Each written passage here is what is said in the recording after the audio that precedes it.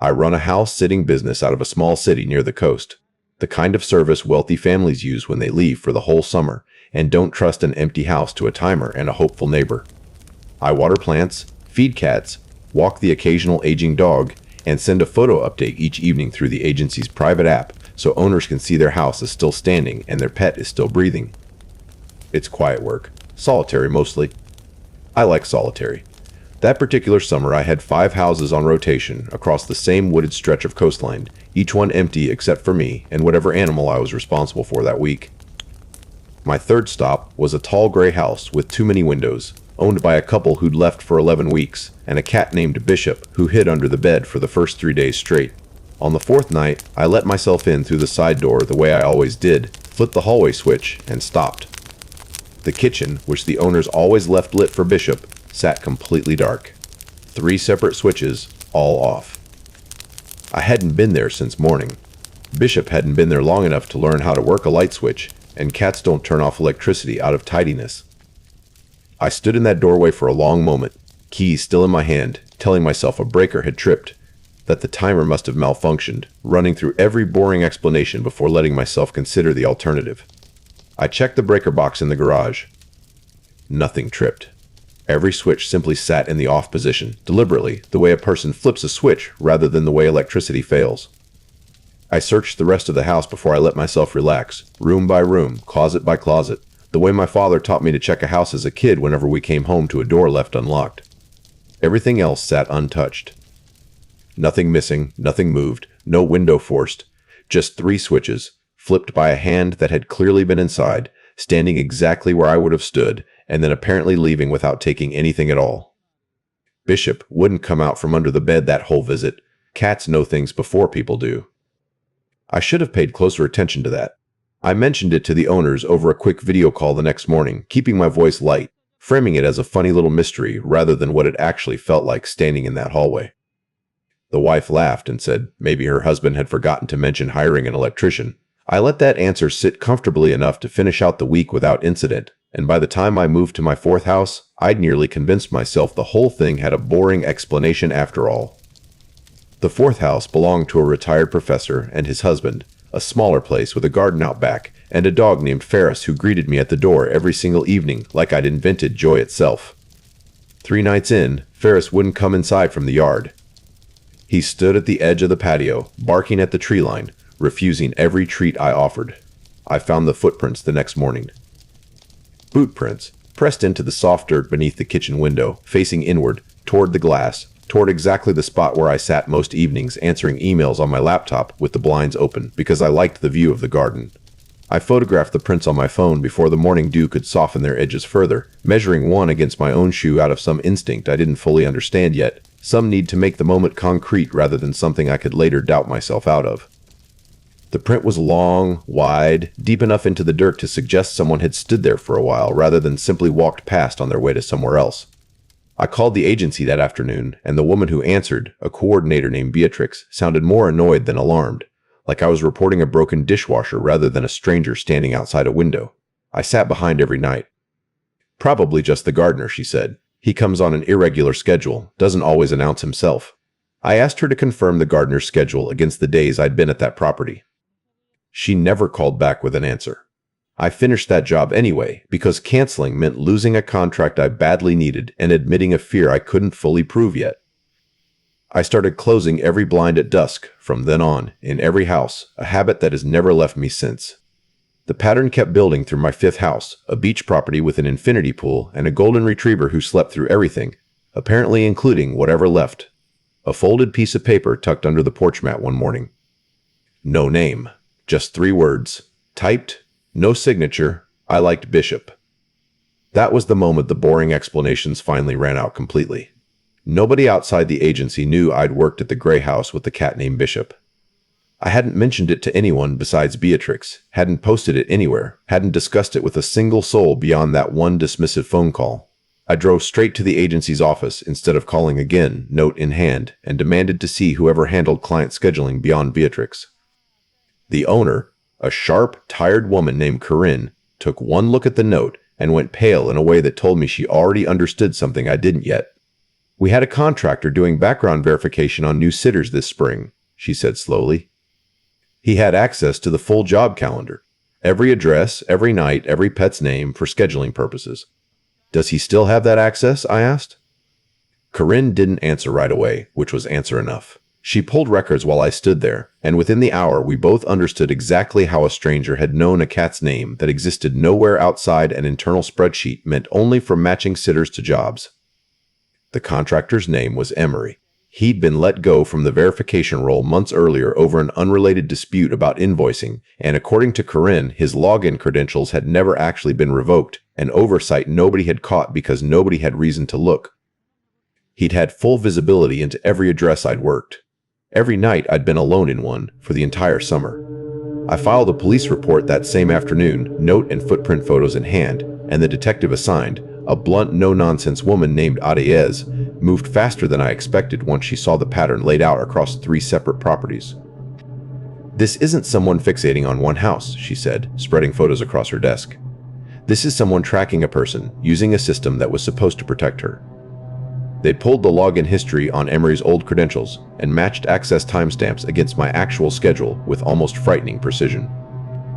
Every single anomaly, the dark kitchen, the boot prints, the note, lined up with nights he'd remotely accessed the scheduling system, sometimes hours before my arrival, sometimes while I was already inside. Adieze walked me through the timeline herself, pointing at each entry on a printed spreadsheet with a red pen, and I watched an entire summer of small, unexplainable moments resolve themselves into a single continuous thread. It was almost a relief, seeing it laid out that plainly, even as the shape of it turned my stomach. Fear without a clear cause has a way of eating at a person from the inside. Fear with a name and a face, at least, gave me somewhere to point. Adiez set up surveillance on my 6th and final house of the summer, a decision I fully supported, unwilling as I'd become to walk into another empty house without backup after everything that had piled up.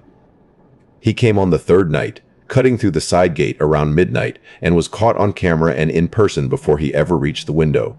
In questioning, he admitted he'd never planned to hurt me, that he mostly wanted to watch, to know where I was each night, the way the job had once let him know officially. Watching, apparently, had become its own kind of habit once the paycheck stopped and the access never actually got taken away. He was charged with stalking and unauthorized computer access, and Corinne overhauled the agency's entire credential system within the month, revoking and reissuing every login, adding real accountability to who could see what and for how long. I finished the summer, oddly enough.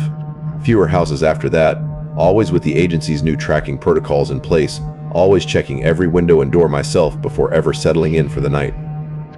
Bishop, the first cat, still hides under beds when new sitters visit, according to his owners, a habit nobody in that house has ever managed to fully explain. Weeks after Emery's arrest, going through my old service records out of simple curiosity, I found one property listed briefly on his accessed calendar that I'd never actually been assigned to work. A house 2 towns over, address unfamiliar. A job that existed in the scheduling system for exactly 4 days before quietly disappearing from the roster entirely. No explanation on file for why it was ever added or who eventually removed it.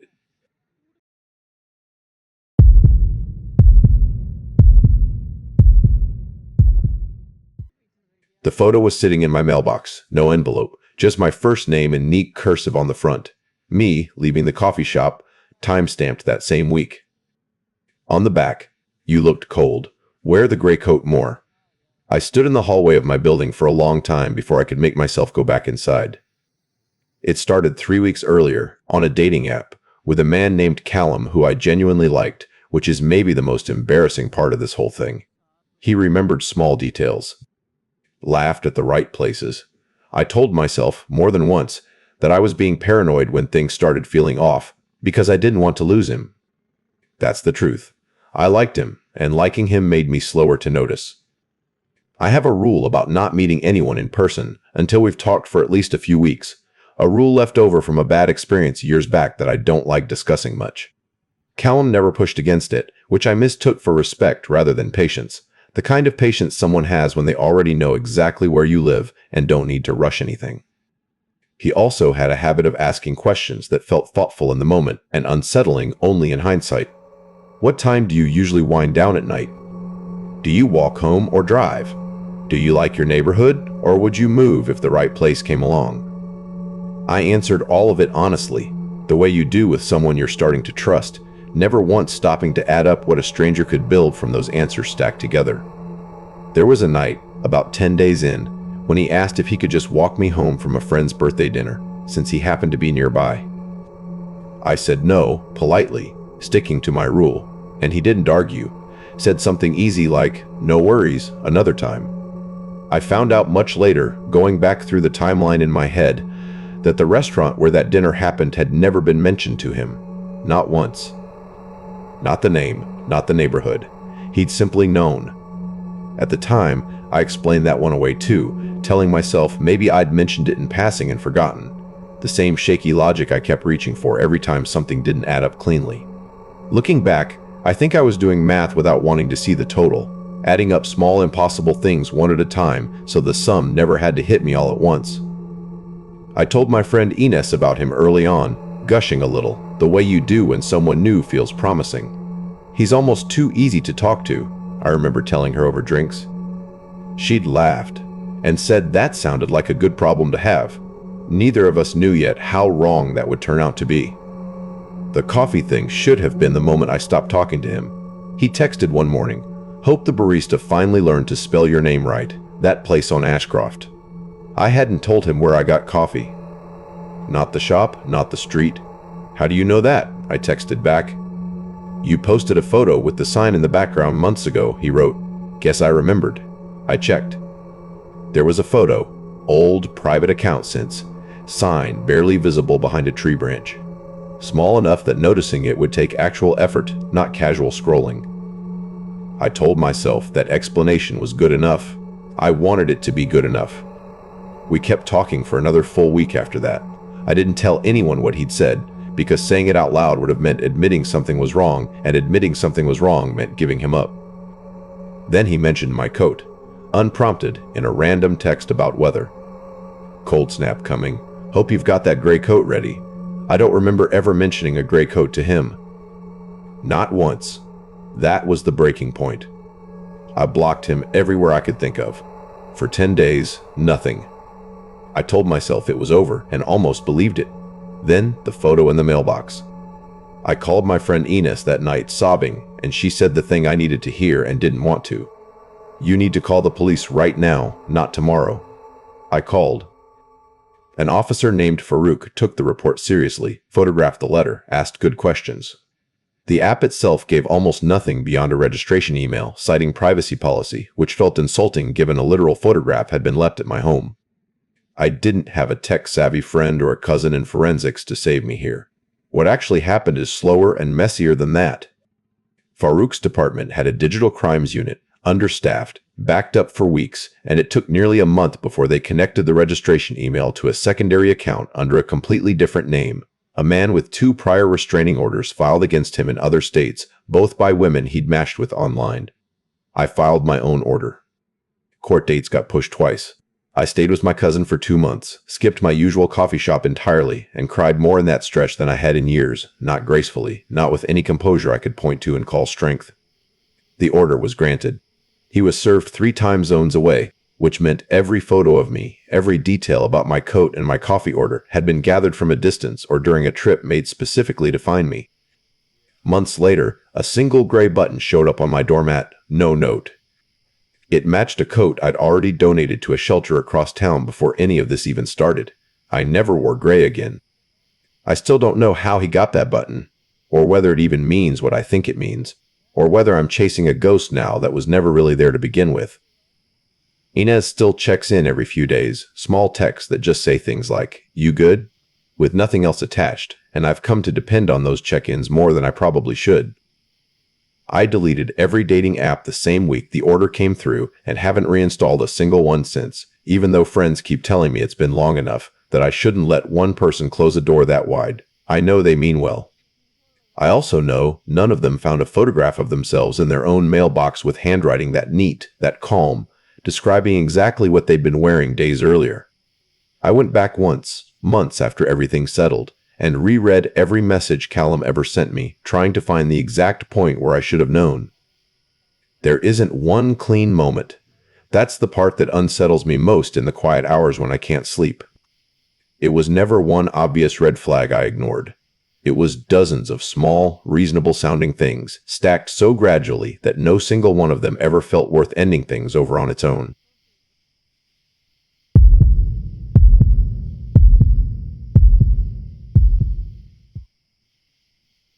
I needed the commission. That's the ugly, honest start of this. 6 years in real estate and some months still don't add up right. And when Thaddeus showed up early to an open house, motivated, asking sharp questions about the listing, I saw a paycheck before I saw anything else. Over 2 weeks, he booked 3 more private showings of the same property. I should have brought a colleague. I told myself bringing someone else would split the commission and make him feel like I didn't trust him, and I needed this sale more than I needed to admit I was uneasy. He started asking about my schedule instead of the house, which days I worked, whether I showed properties alone, what time I usually left the office. I mentioned it to a coworker, Sable, in the break room. She laughed, not unkindly, just tired. Buyers get weird when they're serious. You get used to it. I wanted to believe her more than I wanted to trust my own gut, so I did. Real estate runs on relationships, on making people feel comfortable enough to hand over the biggest financial decision of their lives. And part of the job is tolerating a certain amount of oddness from clients who are nervous, particular, sometimes just plain awkward. I'd talked myself into filing Thaddeus under that category for longer than I should have, mostly because the alternative meant admitting I might lose a sale I badly needed. He texted me directly around that time too, something I hadn't given him permission to do since agency policy routes all client contact through the office line. "Looking forward to Thursday," the message read. 3 days before any showing had actually been scheduled. I stared at that text for a long time before deciding, again, not to make a thing of it. I asked him at the next showing how he'd gotten my personal number, trying to sound casual about it rather than alarmed. "Your card," he said, holding up the business card I'd handed him at our very first meeting, like the answer should have been obvious. It was a reasonable explanation on its face. My cell number is printed right there on the card. But something about the ease of his answer, the total lack of hesitation, sat wrong with me for days afterward in a way I couldn't fully articulate to anyone, including myself. By the third private showing, he'd stopped asking questions about the property entirely, and I finally let myself admit, quietly, driving home afterward, that he'd probably never been a serious buyer at all. I didn't say that out loud to Sable or my broker yet, not until the 4th showing, because saying it meant admitting I'd spent 2 weeks chasing a commission that was never actually going to close, time and access I could have spent on a client who genuinely wanted a house instead of whatever it was Thaddeus actually wanted. I remember sitting in my car after that 4th showing, hands still on the wheel, running through everything he'd said and realizing how little of it had ever actually been about square footage or closing costs. It had all been about me, dressed up carefully enough that I'd spent 2 weeks mistaking surveillance for interest, mistaking his patience for professionalism, because that's the version of events that let me keep believing a paycheck was still within reach. The 4th showing, he described my car, a dent on the back bumper, in enough detail that I realized he'd seen it parked outside properties he had no reason to know about, showings with entirely different clients on entirely different days. I finally told my broker, who told me to stop scheduling him alone, which I did, cutting off a sale that would have covered my rent for 2 months. I was angry about the money before I let myself be scared about the man. I'm not proud of that order of feelings, but it's the truth. Weeks later, different property entirely, I looked up from paperwork and he was standing in the doorway, uninvited, holding a printed copy of my headshot from the agency site, something written across the bottom in marker I couldn't read before he folded it away. "You'll like the next one I show you," he said, calm, and left before I could respond, before I could even think of anything to say back. I called the police that day. The officer, Desmond, took it seriously, cross-referenced everything with my broker's complaint and property records, and found Thaddeus had recently been fired from a security firm for what they vaguely called unauthorized surveillance involving a coworker. Patrols increased near 2 properties I regularly showed. For nearly 2 months, nothing. I let myself relax, badly, the way you do when exhaustion outweighs caution. Then a business card turned up on a kitchen counter during a showing at a property I hadn't advertised until that morning. My own card, one I'd handed him weeks earlier, left behind somewhere he had no legitimate way of knowing about. No camera caught anyone placing it. He denied it when questioned again. The case sits open, filed under ongoing monitoring, and I now refuse to show a single property alone, whatever it costs me in commission, whatever it costs me in convincing a broker that safety matters more than a closing date. Sable apologized to me eventually, without my asking her to, saying she wished she'd taken it seriously the first time I brought it up in the break room. I told her she didn't need to apologize, that I hadn't fully taken it seriously myself either, not until a stranger was standing in a doorway holding my own face folded up in his jacket pocket. We both work in pairs now. Whenever either of us shows a property to someone we haven't personally vetted through years of repeat business, and neither of us has mentioned commission splits once since. Our broker eventually changed office policy entirely because of what happened to me, requiring a second agent present for any new client's first 3 showings, no exceptions, regardless of how motivated or promising the lead seems on paper. It cost the agency money, cut into everyone's numbers a little. Nobody complained about it, not once, not even the agents who'd been in the business twice as long as I had and had never once needed a rule like that themselves.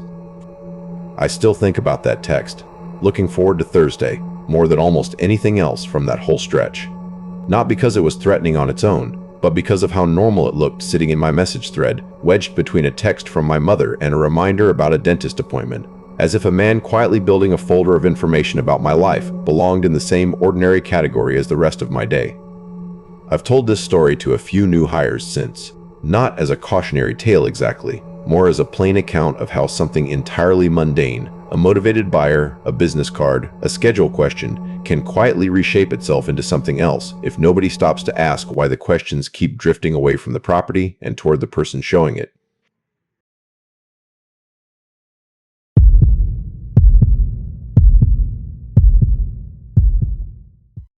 "Careful on that ledge near the second overlook," the comment read. "More slippery than it looks." I stared at it for a long time before responding because I hadn't named the trail in my caption. Just called it a favorite local spot, vague on purpose.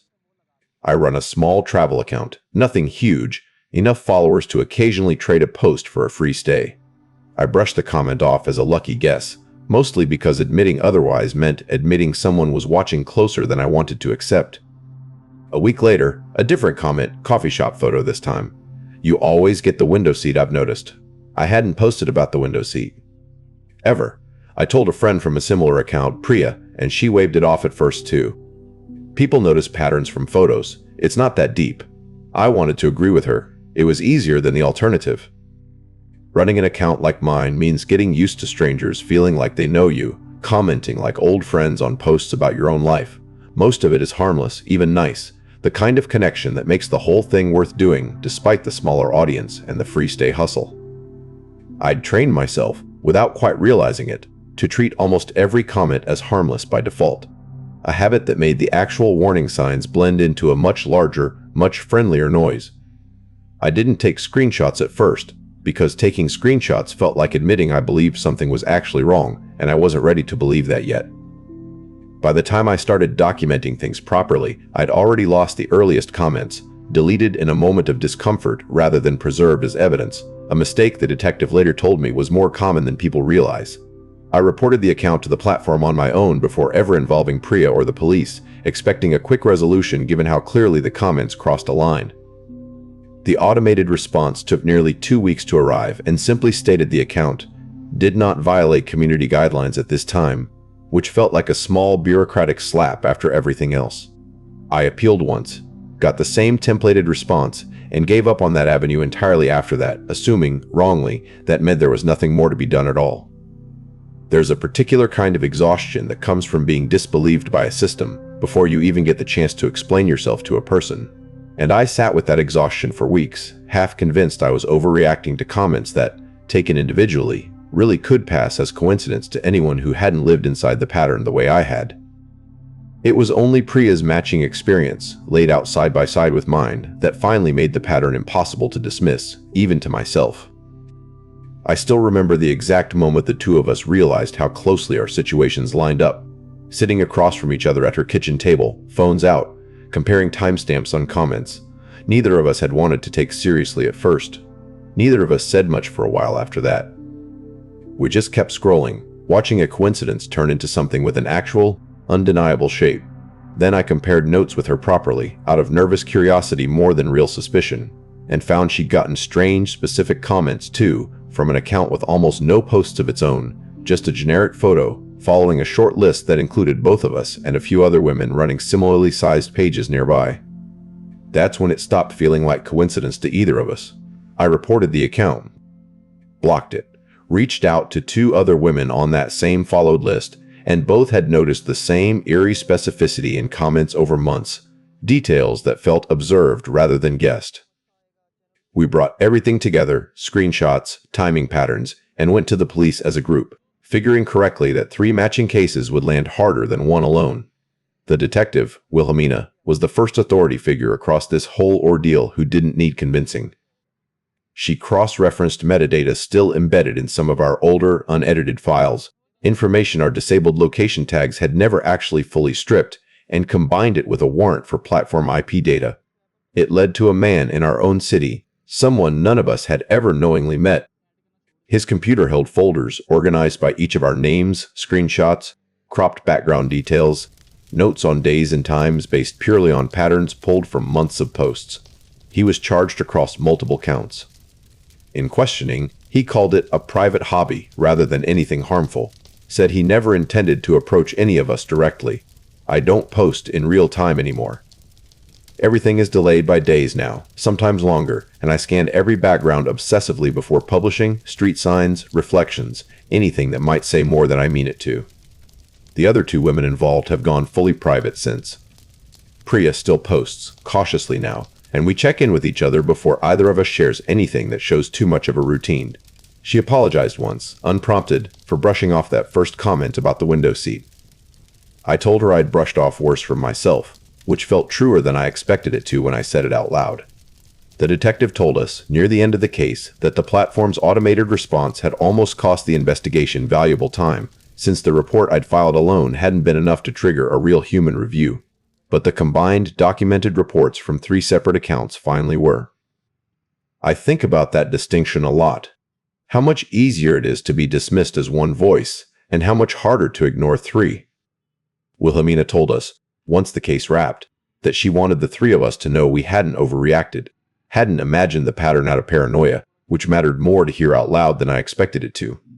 I'd spent so long second-guessing my own read of a handful of comments that hearing a detective confirm the instinct felt like putting down something heavy I hadn't realized I was still carrying. Priya and I still talk almost every week now, more than we did before any of this happened, oddly enough. Like the fear ended up building something between us that the platform's algorithm never could.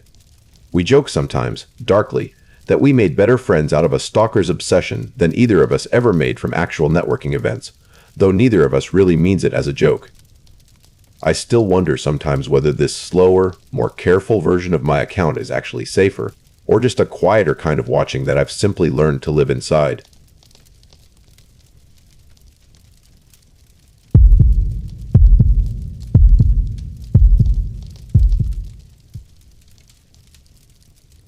"You okay up there?" Dorian asked from the back seat, and I realized my hands were gripping the wheel too tight.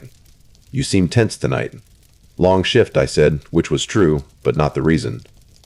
He'd requested me by name again. 3rd time in 2 weeks. I told myself it was flattering the first time. By the 3rd, flattering had curdled into something I didn't have a word for yet. I drive for a rideshare app 4 nights a week, always overnight, because the streets are quiet and the tips run better than daytime. Most regulars are easy to categorize within a ride or two. Dorian didn't sort cleanly into any of my usual boxes. He talked about insurance claims, about a sister in another state, about nothing that should have set off any alarm. The first time he requested me specifically through the repeat driver feature, I actually mentioned it to a coworker at the gas station where we all fuel up between shifts, half joking, "Guess I've got a fan now." "Careful," she'd said, only half joking back.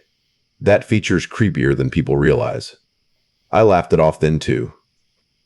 I was good at laughing things off, back before I understood how much that habit was costing me. "How's Pepper doing?" he asked, right as I pulled up to a red light. I don't talk about my cat with strangers. I don't post about her online under my real name. I laughed, actually laughed, because my brain does that sometimes when it can't process something fast enough. How do you know about Pepper? You mentioned her, he said. Calm. Certain. I hadn't.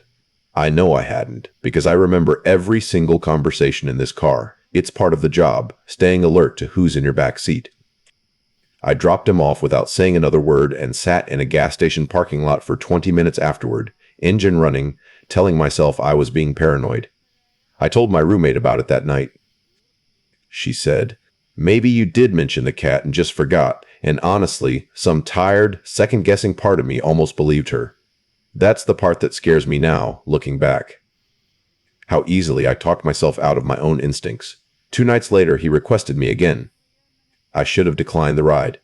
I didn't, because some stubborn part of me wanted proof, wanted to catch him saying something that couldn't be explained away.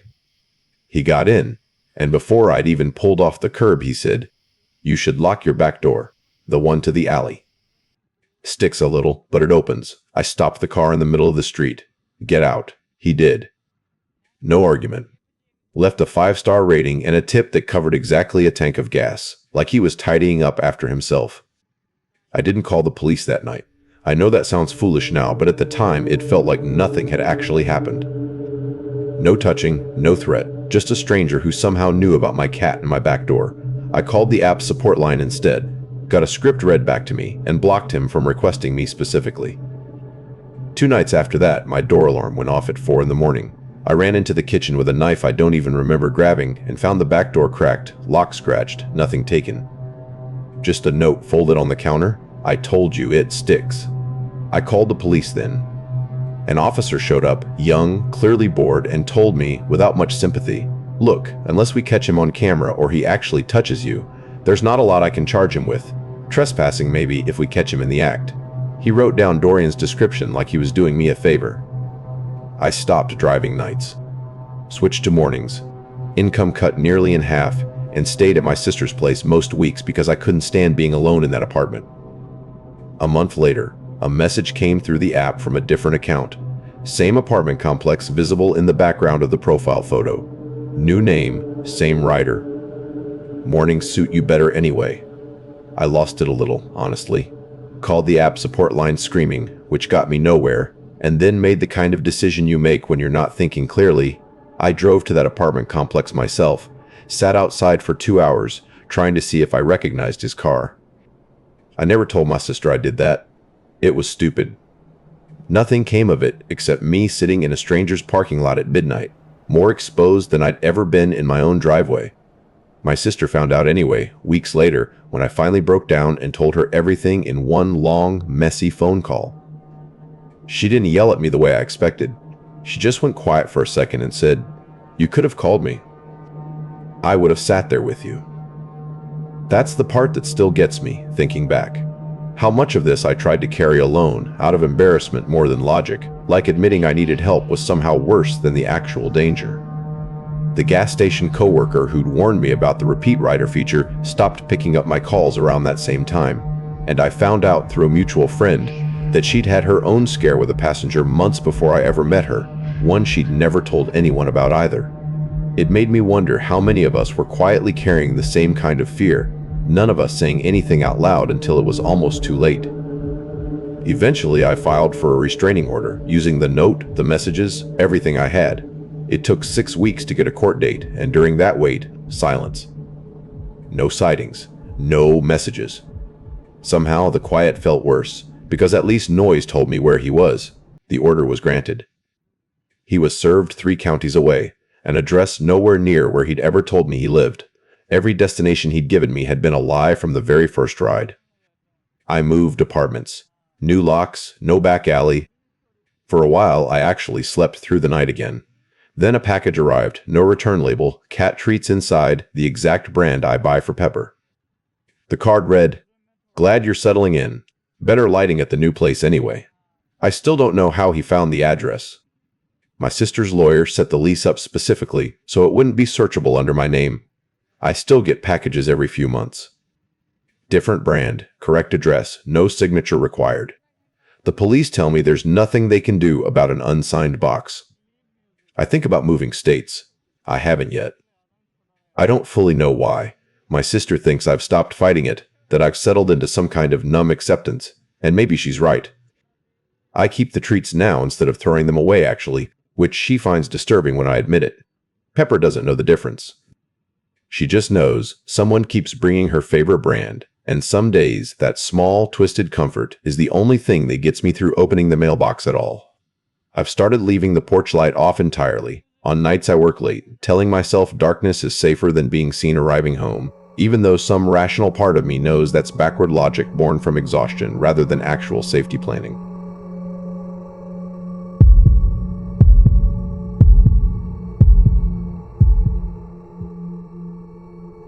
I was still unpacking boxes, first week in the apartment, when someone knocked holding a bouquet of flowers. "Odette?" the man asked, hopeful. "Wrong apartment," I said. "I just moved in." He apologized, backed away, and I went back to unpacking without thinking twice about it. People move, mail gets confused, flowers get sent to the wrong door, normal things. He came back 4 days later. Same flowers. Same question. I found it odd the second time, but still didn't connect any dots, mostly because I didn't want to. I'd just signed a lease. I didn't want my new home to already feel wrong. I asked my landlord about Odette during a maintenance call. He got cagey fast. She moved out early, didn't leave a forwarding address. I pushed a little. He changed the subject to the water heater. Was there a problem with her? I asked, not letting it drop entirely. Buildings had a few odd situations over the years, he said, which told me nothing and everything at once. I let it go because I still had boxes to unpack and a new job starting that week, and some tired part of me decided a landlord's discomfort wasn't my problem to solve. I regret that decision more than almost any other in this whole story, looking back. I had information sitting right in front of me and chose convenience over curiosity. I mentioned the flower visits to a new coworker over lunch, mostly as a funny story about my confusing new building. She didn't find it funny. "That happened to my cousin once," she said. "Guy kept showing up for the tenant before her too. She moved out within a month." I laughed it off at the time, the way you do when you're not ready to hear something. I didn't lock the alley-facing window the first 2 weeks. It never occurred to me, because Odette's habits weren't my habits yet, and I hadn't learned the building's particular vulnerabilities the way she clearly had. Looking back, that gap in knowledge feels like the most dangerous part of the whole situation. He knew the building better than I did. He knew which window stuck, which hallway light flickered, which entrance had a broken camera. I was walking around inside a stranger's careful research and didn't even know it yet. A different neighbor, an older woman 2 doors down, stopped me in the hallway once and asked, gently, "Are you doing all right, dear?" "You looked shaken the other day." I told her I was fine. I wasn't ready to explain any of it to someone I'd only just met, and some prideful part of me didn't want to seem like the kind of person strange things happened to. Looking back, that pride cost me time I didn't need to lose. She turned out to know more about the building's history than my own landlord was willing to share, and if I'd simply answered her honestly that first time in the hallway instead of brushing past with a polite smile, I might have understood the shape of the danger weeks before the notebook ever forced my hand. She eventually admitted, once I'd finally opened up to her properly, that she'd seen the flower man before, years back, though never at my door specifically. Buildings like this have long memories, she told me, which sounded almost superstitious until I thought about it seriously. It wasn't the building remembering anything, of course. It was just one patient man, cycling quietly through whoever happened to be living behind a particular door, waiting for habits to repeat themselves the way they usually do. The third visit, the man didn't leave right away. He stood in my doorway and said, "She still keeps the blinds like that." Only the left one. I hadn't touched the blinds since moving in. I looked over his shoulder and realized he was right. Only the left set was drawn differently, and I had never once noticed that until a stranger pointed it out in my own home. "You need to leave," I said, and shut the door harder than I meant to. I called building security, who walked him off the property and told me he'd be added to a restricted list. I actually believed for about a week that this had solved things. Then, moving furniture in the bedroom, I found a notebook wedged behind the radiator. Odette's, clearly. Dates, times, entries describing a man watching from the parking lot, following her to work, calling under fake names to ask when her shift ended. The last entry read, "He knows about the blinds now too, I don't know how." I sat on the floor with that notebook for almost an hour before I could make myself move. I went to the police myself this time, notebook in hand, and got a detective who was, frankly, more interested than I expected. She pulled an old, half-forgotten file connected to Odette's original complaint, one that had gone cold when Odette moved without telling anyone her new address. We lost her trail, the detective admitted, which was not comforting. But this gives us a new one. It took weeks of patrol near my building before they caught him coming back a fourth time, flowers again, and arrested him for violating the restricted order. In questioning, he told them, almost proudly, that he'd simply transferred his attention to whoever moved in next. Me. He liked the blinds, apparently. He liked routines. Habits are habits, he said, regardless of who's living them. I moved out within the month. I never learned what happened to Odette, whether she knew someone had inherited her nightmare just by signing a lease behind her. My coworker's story about her cousin stuck with me the whole time I was packing, and out of some impulse I still can't fully explain, I tried looking Odette up myself before I left, hoping to warn her, to tell her what had happened after she'd gone. I never found a working number or a current address.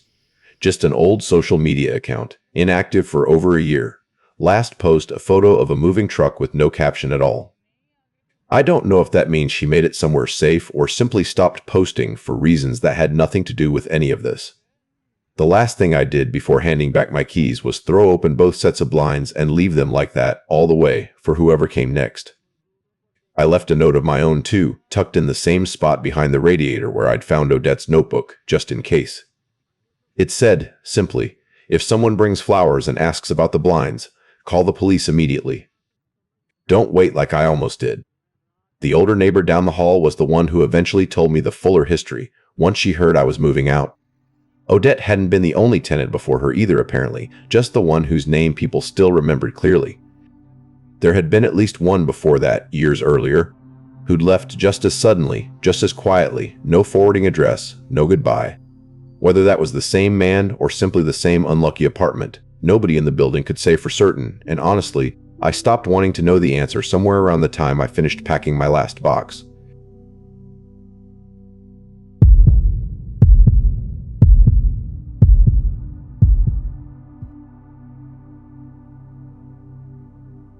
Why is it freezing in here? I said out loud to no one, standing in my own kitchen at 3 a.m, breath visible.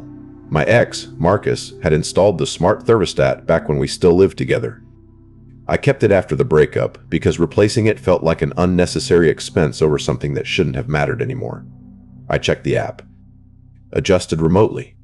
My account only, nothing flagged as unusual on the surface, and for a moment I genuinely wondered if I'd done it myself half asleep and forgotten. I called him. I know I shouldn't have, given everything, but 2 years leaves habits behind that don't disappear just because the relationship did. Did you mess with the thermostat? I asked. Why would I do that? He said, not even really a question, more of a dismissal. I let it go. That's the part I still can't fully forgive myself for. I let it go because some tired, lonely piece of me didn't want to believe he was capable of it, didn't want the last 2 years to end with something this ugly. We'd broken up over something small and stupid, the kind of ending that doesn't come with a clean villain, just two people who'd stopped fitting together. I still had feelings I hadn't fully processed, and those feelings made me generous with him in ways I probably shouldn't have been. When my friend Colette asked how the breakup was going, I told her it was surprisingly civil, which felt true at the time, before I understood what civil had actually cost me. The thermostat thing happened twice more over the following 2 weeks, always overnight, always small enough that I could almost convince myself it was a glitch in an aging system, rather than a person with a phone somewhere else in the city, watching a number change and smiling about it. I checked the manufacturer's app history myself before ever calling anyone official, since I'd worked in a customer service job long enough to know most companies move slowly, and I wanted proof before I bothered anyone.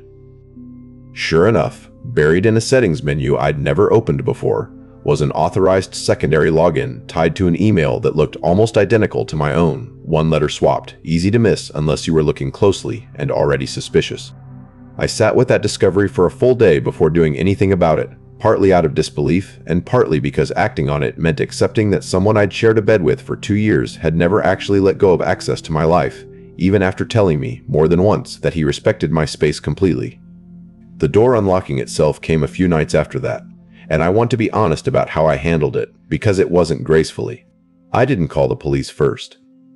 I called Marcus, again, at 2 in the morning, my voice shaking so badly I could barely get the words out. "Why is my door unlocking itself?" I said.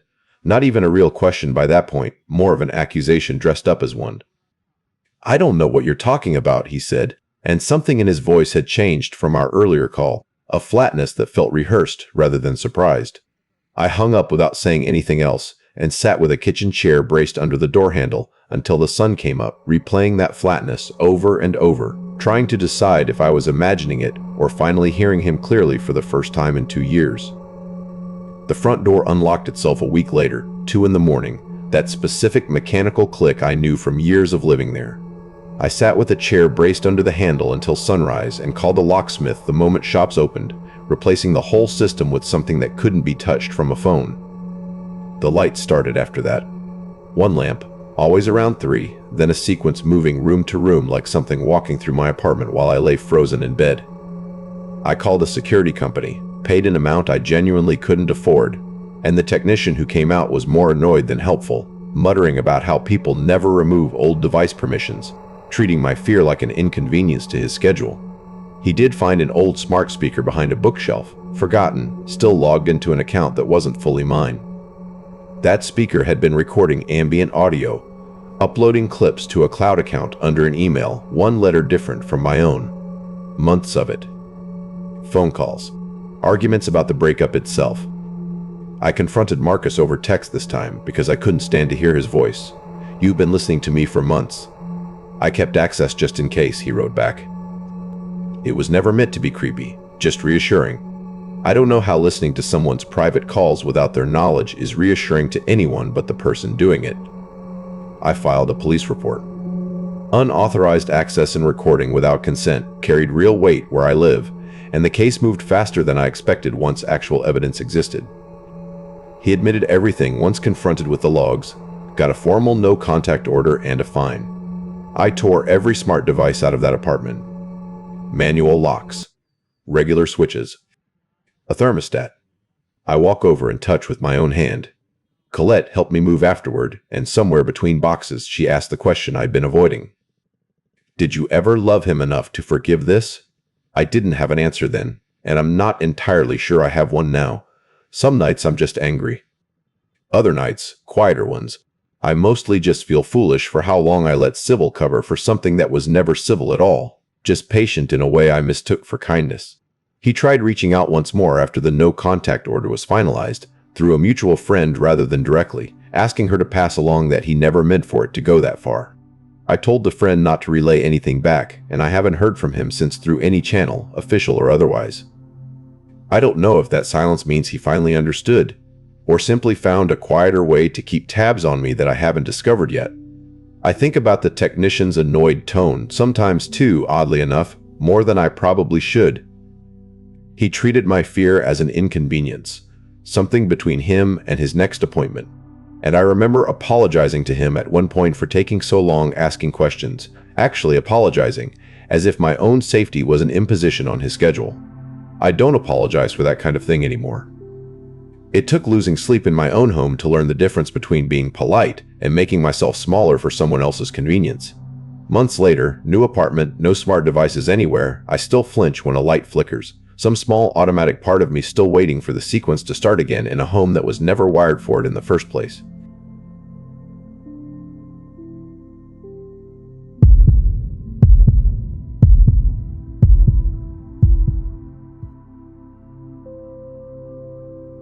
I worked the overnight shift at a 24-hour diner for almost 3 years, and you learn regulars fast. This one didn't fit the usual mold, though it took me embarrassingly long to notice why, because at first I just thought he was shy. He started leaving notes under his plate. Little things. My earrings, my hair being different. Things a stranger has no business tracking that closely. At first, I actually kept a couple of the notes, tucked in my apron pocket, telling myself they were sweet in a lonely, harmless kind of way. I even mentioned one to a regular at the counter, laughing about my secret admirer, before I understood what I was actually describing out loud. The regular, an older man named Otis who came in most mornings for coffee and eggs, didn't laugh with me. "Sweetheart, that's not an admirer," he said. "That's someone keeping score." I brushed him off too at the time. I brushed off a lot of warnings that turned out to be right. The notes kept coming for almost 3 weeks before I finally stopped finding them charming. The turning point was small, almost nothing, just a note that read, "You changed your part today. Left side now instead of right." I hadn't consciously changed anything about my hair that morning. I'd just done it differently without thinking. The kind of detail I wouldn't have noticed myself if he hadn't pointed it out. I started timing my brakes around his usual arrival window after that, ducking into the back when I saw his car pull in, letting a coworker take his table instead. He noticed immediately, of course. The next note read, "Trying to avoid me?" "That's all right. I can wait." I showed that one to Adeline the same night, finally, no longer treating any of it as charming or funny in the slightest. Denny, a line cook who'd worked there longer than almost anyone, was the one who actually reviewed old shift schedules with me afterward, cross-checking which nights I'd worked against, which nights the man had shown up, proving a pattern too precise to be coincidence. "He's not guessing your schedule," Denny said, laying the printed sheets side by side. "He knows it." That was the moment the whole thing stopped feeling like an overreaction and started feeling like something with an actual shape to it. Casimir, when he finally came out to take the report, admitted something that stuck with me longer than his trespass notice ever did. "Honestly, most of these guys don't stop until something forces them to," he said, not unkindly, just tired in a way that suggested he'd said those words to a lot of women before me and would probably say them to plenty more after. I appreciated the honesty more than I expected to, even though it wasn't the reassurance I'd been hoping for. I told my manager, Adeline, who suggested I just avoid his section. "He's harmless, honey. Lonely guys do this." She didn't yet know he specifically requested wherever I was working, ignoring section assignments entirely, and once I explained that, her face changed. Security footage from the lot showed him sitting outside on nights he never even came in, sometimes for hours, facing the door I used to walk out through after close. The responding officer, Casimir, was polite but blunt. "Without a direct threat or contact, there's not much I can do beyond a trespass notice." He issued it anyway, which felt like a small, insufficient shield against months of quiet dread. He didn't come back for 2 weeks. I started parking closer to the door, asked a coworker, Denny, to walk out with me every night, and slowly let my guard down, the way you always eventually do. Then, a night I'd swapped shifts last minute to cover for someone sick, a shift he had no reasonable way of knowing about, I found my car unlocked despite having locked it myself. Nothing taken. The passenger seat reclined flat. A note on it. "Guess the schedule doesn't matter as much as I thought." I didn't sleep in my own apartment that night.